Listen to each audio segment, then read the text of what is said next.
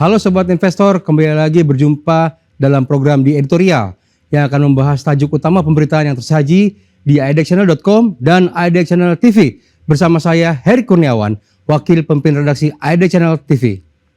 Sobat Investor, setelah proses negosiasi yang berlangsung hampir 1 dekade, Indonesia dan Uni Eropa akhirnya mencapai kesepakatan substansial atas kerjasama ekonomi dan perdagangan komprehensif yang dikenal sebagai Indonesia-European Union Comprehensive Economic Partnership Agreement atau IEU-CEPA.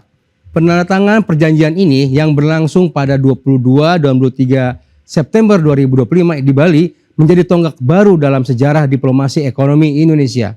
Kesepakatan tersebut diharapkan tidak hanya meningkatkan akses pasar bagi produk-produk nasional, tapi juga memperkuat posisi Indonesia sebagai salah satu pemain penting dalam arsitektur perdagangan global.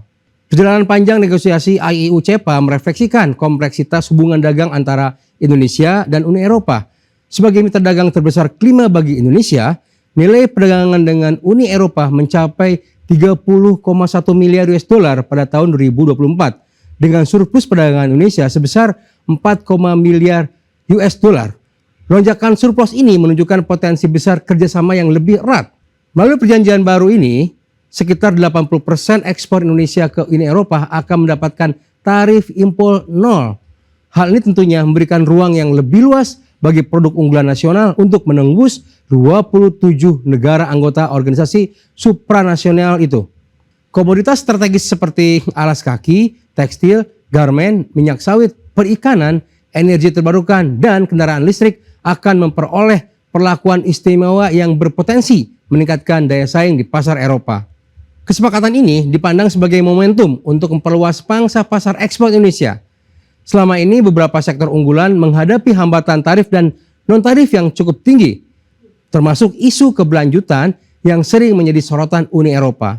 Dengan IEU-CEPA, hambatan tersebut akan berkurang secara signifikan, membuka peluang bagi ekspor non-tradisional seperti produk teknologi ramah lingkungan dan komponen kendaraan listrik. Di sisi lain, perjanjian ini juga memberi peluang bagi Indonesia untuk menarik lebih banyak investasi Eropa baik di sektor manufaktur, energi bersih maupun infrastruktur. Jika dimanfaatkan secara optimal, perdagangan bilateral berpotensi meningkatkan hingga 2 kali lipat dalam 5 tahun ke depan.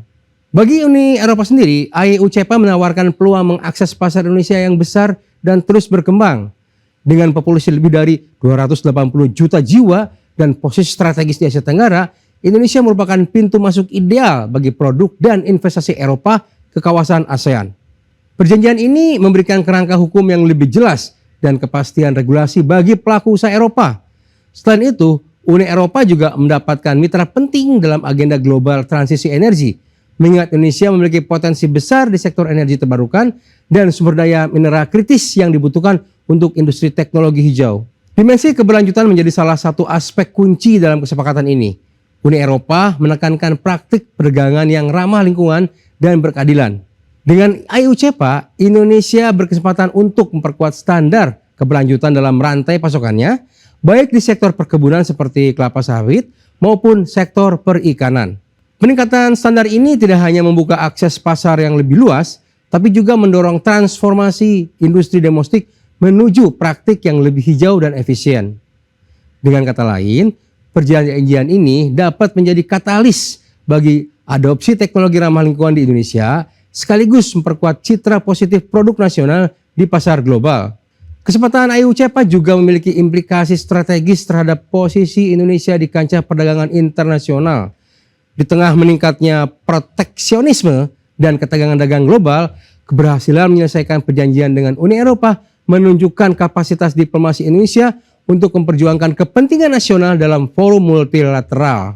Hal ini juga memperkuat argumentasi bahwa Indonesia siap menjadi pusat produksi dan perdagangan di kawasan Asia Tenggara.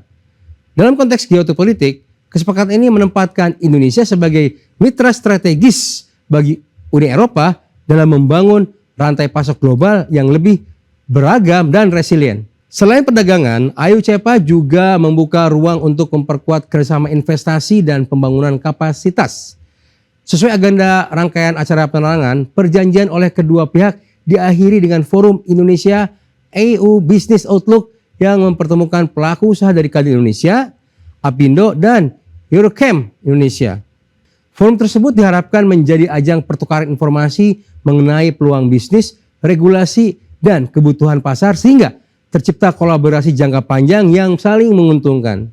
Keberadaan forum semacam ini juga penting untuk memastikan bahwa Ayo Cepa tidak hanya dirasakan oleh pelaku usaha besar, tetapi juga oleh sektor UMKM yang menjadi tulang punggung perekonomian nasional. Kendati demikian, pencapaian ini tidak serta-merta bebas tantangan. Implementasi Ayo Cepa memerlukan kesiapan yang matang dari pemerintah dan pelaku usaha Indonesia. Persyaratan teknis dan standar keberlanjutan yang diterapkan Uni Eropa seringkali ketat dan membutuhkan biaya penyesuaian. Tanpa dukungan kebijakan domestik yang memadai, resiko ketimpangan manfaat bisa muncul, di mana hanya pelaku usaha besar yang mampu memanfaatkan peluang pasar baru. Oleh karena itu, pemerintah perlu menyusun strategi komprehensif untuk mendukung adaptasi industri nasional, mulai dari peningkatan sertifikasi, penguatan infrastruktur logistik, hingga penyediaan insentif bagi investasi hijau. Selain itu, Ayo Cepa juga berpotensi mengubah dinamika persaingan di pasar domestik. Produk-produk Eropa yang masuk dengan tarif lebih rendah dapat meningkatkan tekanan bagi industri lokal, terutama yang belum siap bersaing dari sisi kualitas maupun efisiensi.